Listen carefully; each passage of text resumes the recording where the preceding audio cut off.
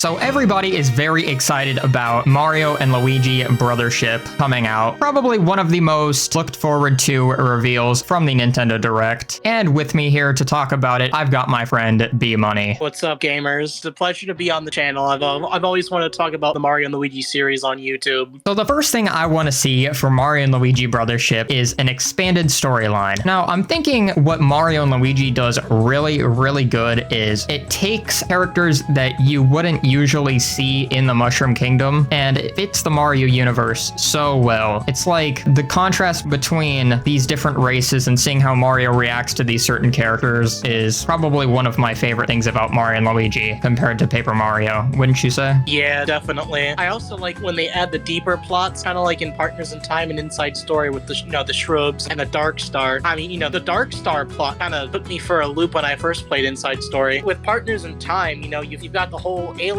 race invading literally everything in the Mushroom Kingdom. When it comes to the end game, you've got Mario and Luigi pretty much exterminating the entire alien race, because if they don't, they exterminate everything else. And it's a plot about as deep as Super Paper Mario's, if I'm being honest. Now, it's not the inevitability of the end deep and dark, but it's definitely up there for a Mario game. Would you say that Mario and Luigi Brothership is something that should be open world? I think it should, kind of like how Superstar Saga and Inside Story were, but I think it should be more open, especially since, the Paper Mario games were starting to do open world on the Switch as well with Origami King. I mean, I know it's probably not one of the better games in the series, but I definitely do like the open world aspect. Plus, I think it makes the adventure seem more grand than the other games do, especially more so than Partners in Time, where it was limited via hub world and various time holes within it, and everything was all sectioned out and more linear. I think it'd be nice to see a Mario and Luigi game where you can really explore every nook and cranny freely, and because once you unlock all the abilities at the end of the game, it's just kind of going around and just seeing what you can get yourself into and what you can find, in terms of beans and various equipment and items. Definitely. And another thing I would like to go over in terms of Brothership is playable characters. Now, do you feel like Mario and Luigi's basically run its course on extra playable characters? Yeah, I think it has, especially since it's done the whole trio thing twice, once with them being simultaneous and the other one swapping between. And, the 4-character thing was good outside of battles, I feel like. But, when it comes to battles, especially when one of the brothers is down, it wasn't really that good. It got a little bit confusing having to manage all 4 buttons at the same time. So, I'm kind of hoping that Brothership does stick to the 2 characters, especially since, it's called Mario and Luigi. I feel like adding too many more characters kind of defeats the premise of it, because this isn't some, grand Final Fantasy game. It's just a game about 2 brothers going on adventures and saving the world when they have to, It's not really any, it shouldn't be anything where you've got, an entire army at your disposal. Plus, I think, like I was saying, it ruins the control scheme when you've got too many playable characters assigned to the different face buttons. So I'm kind of hoping that, it's just Mario and Luigi. Maybe the helper character might help out with, attacks, kind of like how Starlo did in Inside Story. But I'm thinking that that's probably the extent of it, nothing too crazy. Something from a lot of JRPGs that I've been playing recently, they all have different playthrough styles, and there's different decisions that you're able to make throughout the game to affect the ending. Do you think that Mario and Luigi would benefit from a system like this? I think if it was done correctly, it would probably add a lot of depth to the games. But, you gotta understand that the games are marketed. Forget who it's marketed to. No, I definitely think that adding some stuff like that to a Mario and Luigi game would be kind of cool.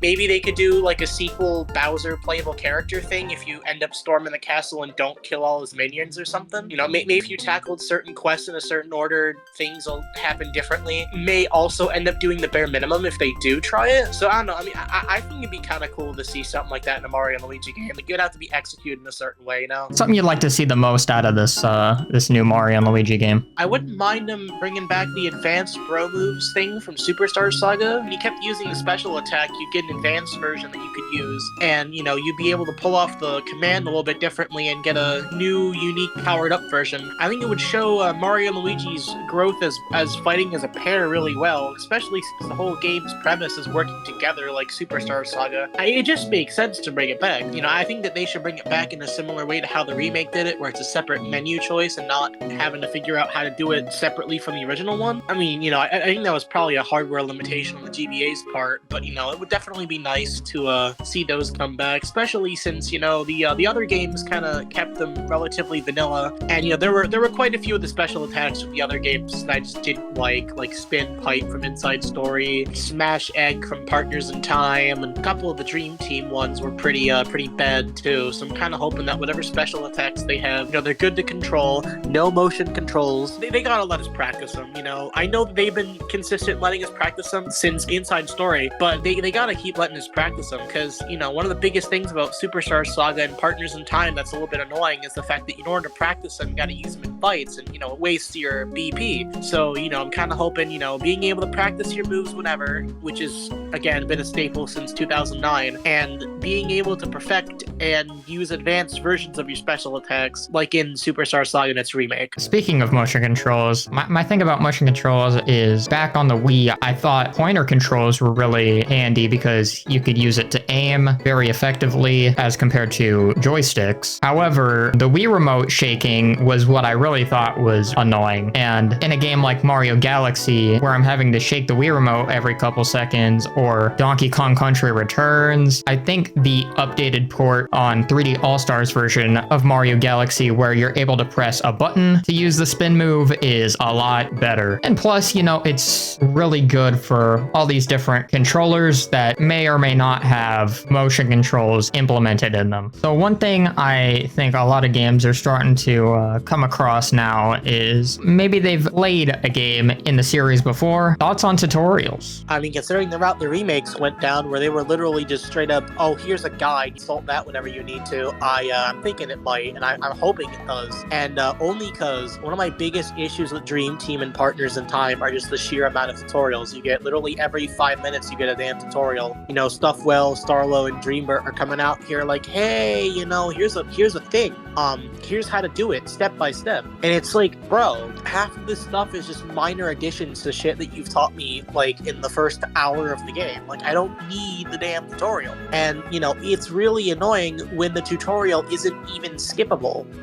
You don't even give me the option to be like, do you know how to do this? Do you think you can figure this out? No, it's just, nah, I'm gonna give you the entire lecture whether you want it or not. And I think one of the good things about the Inside Story remake is the fact that he gives you a guide, and then maybe he asks you for a couple of tutorials. Bro, other than that though, you're just free to wail on Bowser for the rest of the whole fight. Don't even tell you how to change the action commands, and I think that's good. And another thing that I would really love to see is Yoko Shimomura. Love her work. She just worked on the Mario RPG remake, and I don't know how you can get more perfect than perfect, but somehow she made the remastered soundtrack even better than the original, in my opinion. Yoko Shimomura, she definitely needs to come back for this one, I would say. I would love to see and hear more of her songs. Now, if she doesn't come back for the soundtrack and the soundtrack sounds like ass, I'm absolutely rioting. There's no reason why this woman shouldn't come back. Even the Inside Story remake, which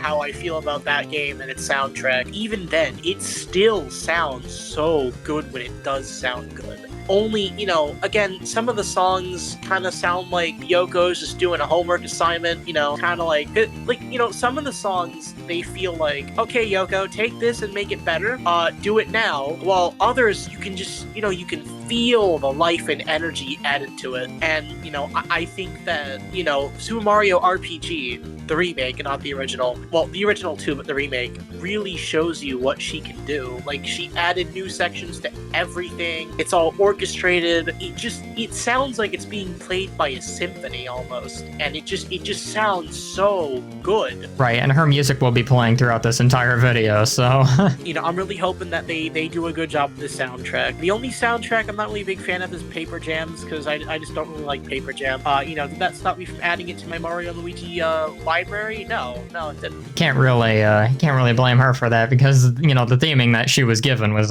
last but not least, I want to see Fawful. I want bro to be sipping a pina colada on the beach somewhere. I think it'd be funny if he came back as an anti-hero, or some kind of supportive role, like how he did in Partners in Time. I don't know how he's gonna survive that explosion Bowser's body Inside Story. He definitely looked looked like he was ready to say goodbye. I mean, I don't know though. I mean, the fact that his final words were, "No, I'm taking you with me," kind of, I don't know. Maybe he knows something we don't. Maybe the Dark Star power let him survive somehow. I don't know where the hell he is. If he does come back, I'll be screaming. Pleasure having you on the channel, and if you guys like this video, make sure to tell B-Money to make his own YouTube channel, because I think Bro could make tons and tons of Mario and Luigi style videos and content on his channel. And if you think Bloody Book is a vanilla-ass Goomba, comment down below. Personally, I think he's a think rat, but that's just me. So it was a pleasure to be here. You know, I enjoyed being able to gush about my favorite game, and I hope that you all enjoyed listening to me do it. And let's get this guy to 5K.